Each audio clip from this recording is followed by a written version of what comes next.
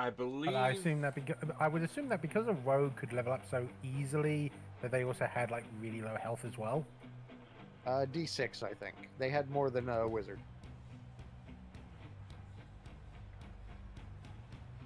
For, and there was also weapon specialization had there was different tiers of weapon specialization.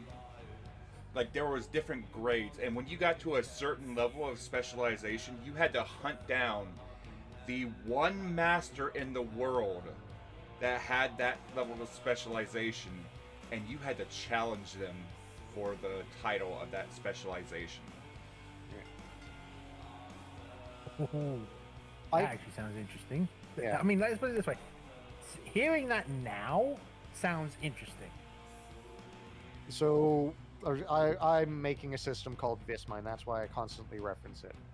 I have what's called talent mastery, and that is something in talent mastery. In order to get to Grandmaster, you either need to be trained by another Grandmaster, or in the case of weapon mastery, you need to overcome basically the bullshit that is the Grandmaster with that weapon.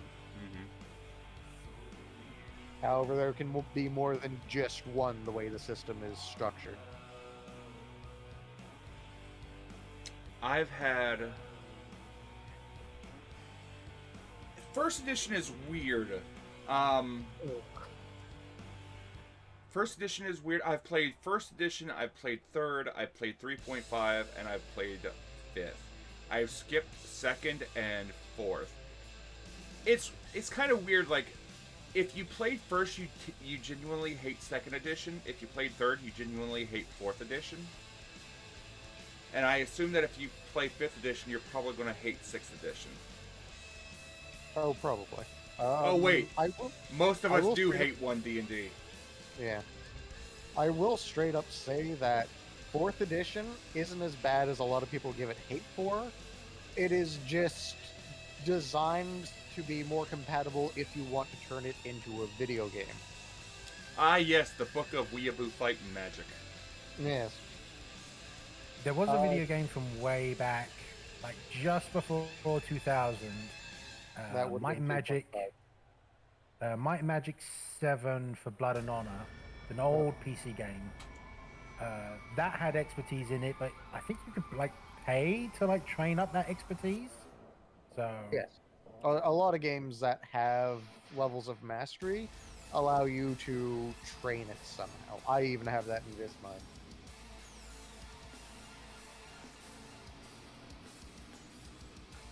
Chad's saying he was a huge fan of fourth edition only because he was the fan of the fourth edition and test of 3.5 that was the Book of the Nine Swords. Oh yeah, no. Book of Nine Swords is a great piece of satellite rules for 3.5.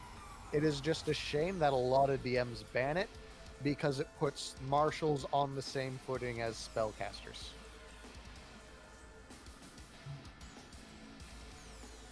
Which, for me, that's a good thing. For a lot of DMs, they like using their super powerful spellcasters because they can just turn off certain members of the party because hostile DMing.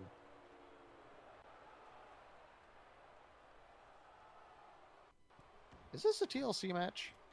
Tables match. Yeah. So we're either going to be here till midnight or we're going to have about 3 minutes a match. Yep. And it's Arc versus the SCR. I gave well, the so table's in the ring. yep. Arc has a female model character, so I gave SCR two members to counteract that aspect of it. Yeah, table's getting set up. DMs tend to frown upon monk-like characters who can literally throw their pawns 90-foot line without other enemies. Oh yeah, no. I mean, as a DM, I encourage player bullshit because the more creative you get, the more creative I can get in response. Mm-hmm. Oh, I love I love a creative player whenever it comes to D&D. Yeah. Because I am a creative player in D&D. Yeah. Depending on which character I'm playing depends on how much creativity I have. Like, on the docket for the Maelstrom, down the list, I have Caster of Cata and I have Felix Candy. Both of these characters are a riff on my own personality, which means they get creative.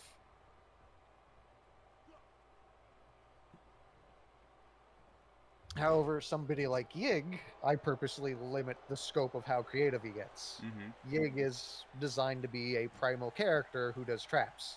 If he makes something, it is going to be the Fred school of I've made a thing. And it's interesting to see the kind of adventures that Yig has had so far, especially with the adventure that he's in right now. Yeah, And it's over. He's super Scooby-Doo. Oh, nice.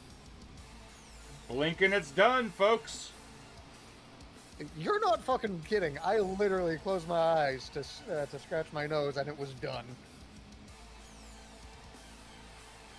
And it I'll have to wasn't introduce you- his arm broke it. His fucking arm broke it from a neck breaker.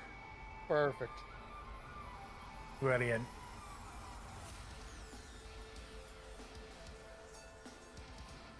Yeah, I'll have to introduce you to Elam Hawk, which is a one-shot character I made for Work Friend that did a sort of a one-shot campaign.